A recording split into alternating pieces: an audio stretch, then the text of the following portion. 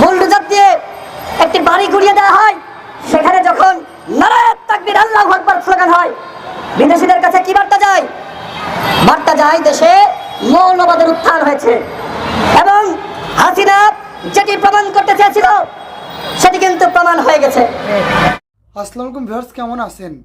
গণ অধিকার পরিষদের রাশেদ ভাই যে কথাগুলো বললো যে এখনও ভাঙ্গা হয়নি, ভাঙ্গা লাগতো হাসিনাকে, তার বাড়ি ঘরে ভেঙে তো কোনো লাভ নাই। তারপরে ভাঙছে, ভালো হয়েছে, সে হুট করে সে বাড়িতে উঠতে পারবে না এবং অত্যাচার নির্যাতন করছে, তার শাস্তি তার পেতেই হবে। তার কথা বলতে চাই ভাই, আপনি যদি পাপ করেন পাপ বাপকেও ছাড়বে না। পুরো ভিডিওটা না দেখলে বুঝতে পারবেন না যে আসল ঘটনা কি। চলুন যাই রাশেদ ভাইয়ের কিছু গুরুত্বপূর্ণ কথা শুনে আসি, তাহলে ইনশাল্লাহ বুঝতে পারবেন। বুলডোজার দিয়ে একটি বাড়ি গুড়িয়ে দেওয়া হয়, সেখানে যখন নারায়ে তাকবীর আল্লাহু আকবার স্লোগান হয়, বিদেশিদের কাছে কি বার্তা যায়? বার্তা যায় দেশে মৌলবাদের উত্থান হয়েছে এবং হাসিনা যেটি প্রমাণ করতে চেয়েছিল সেটি কিন্তু প্রমাণ হয়ে গেছে। গতকালকের ঘটনায় হাসিনা জিতেছে, তোমরা পরাজিত হয়েছো।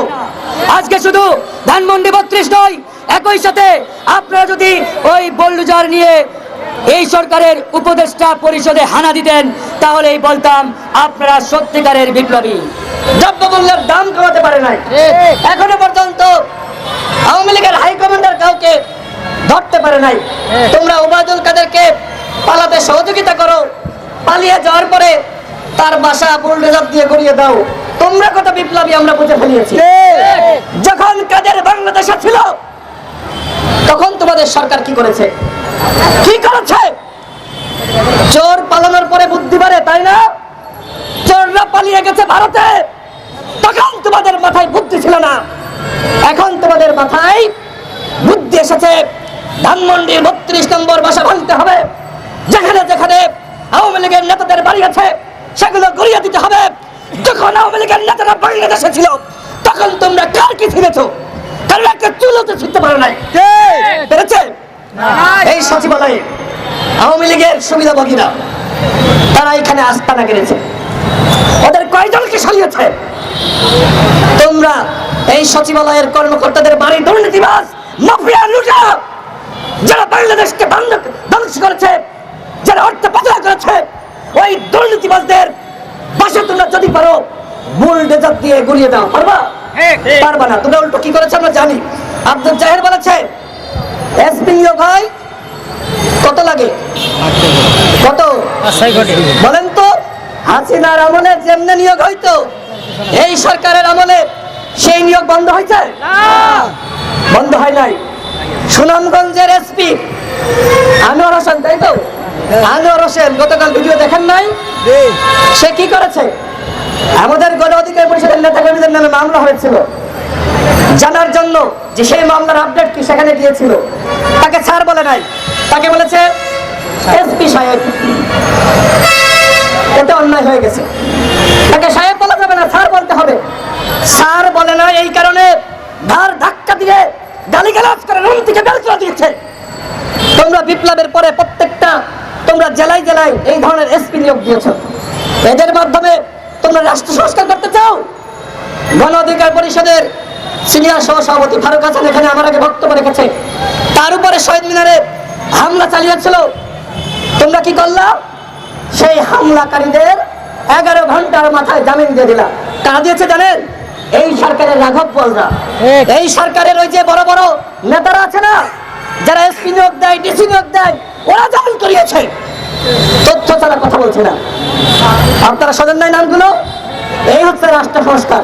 বন্ধুগণ, একটি সরকার এই মুহূর্তে দায়িত্ব রয়েছে, অথচ আমরা দেখতে পাচ্ছি এই সরকার দায়িত্বে থাকা অবস্থায় বিভিন্ন জায়গায় যে ঘটনা ঘটছে, বিদেশিদের কাছে কি বার্তা যাচ্ছে?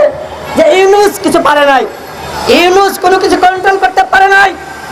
একটা জায়গায় যখন বুলডোজার দিয়ে একটি বাড়ি গুড়িয়ে দেওয়া হয়, সেখানে যখন নারায়ে তাকবীর আল্লাহু আকবার স্লোগান হয়, বিদেশিদের কাছে কি বার্তা যায়? বার্তা যায় দেশে মৌলবাদের উত্থান হয়েছে এবং হাসিনা যেটি প্রমাণ করতে চেয়েছিল সেটি কিন্তু প্রমাণ হয়ে গেছে। গতকালকের ঘটনায় হাসিনা জিতেছে, তোমরা পরাজিত হয়েছো।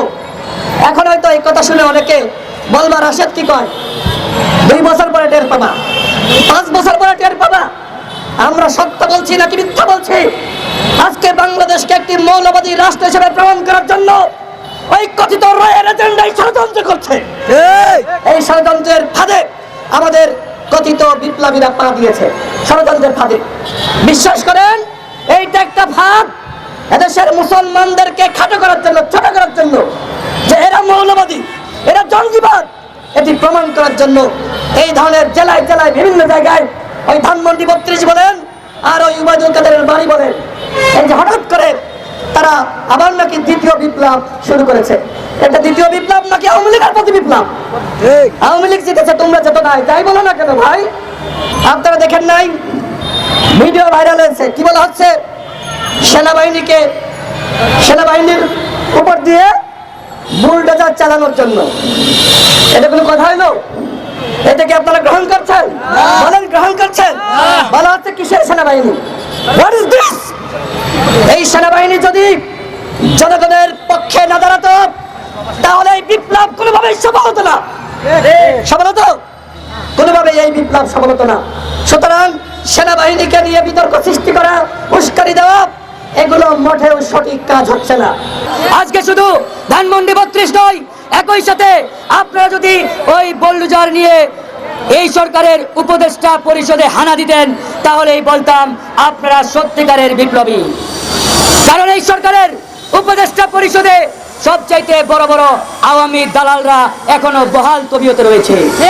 আমাদের পাশেই সচিবালয়, এই সচিবালয়ে অসংখ্য আওয়ামী লীগার, আওয়ামী দালাল, ভারতীয় রয়ের এজেন্ট এখনো বহাল তবিয়তে। আপনি বুলডোজার নিয়ে ধানমন্ডি যাবেন, ওই খুলনায় যাবেন, চট্টগ্রামে যাবেন, আপত্তি নেই। একই সাথে ওই বুলডোজার নিয়ে সচিবালয়ে আসেন, ওই বুলডোজার নিয়ে যমুনায় যান, ওই বুলডোজার নিয়ে এই সরকারের যেখানে যেখানে ফ্যাসিবাদ আছে, আওয়ামী দোসর আছে, ভারতীয় রয়ের দালাল আছে, প্রত্যেকটা জায়গায় হানা দেন, ভারতীয় দালালদের উৎখাত করেন, তবেই বলবো আপনারা সত্যিকারের বিপ্লব। আশা রাখছি পুরো ভিডিওটা দেখছেন এবং বুঝছেন যে হ্যাঁ আসল ঘটনাটা কী এবং কী হতে যাচ্ছে। আপনি যদি আমার চ্যানেল নতুন হয়ে থাকেন অবশ্যই চ্যানেলটা সাবস্ক্রাইব করে দিয়ে যাবেন। ধন্যবাদ।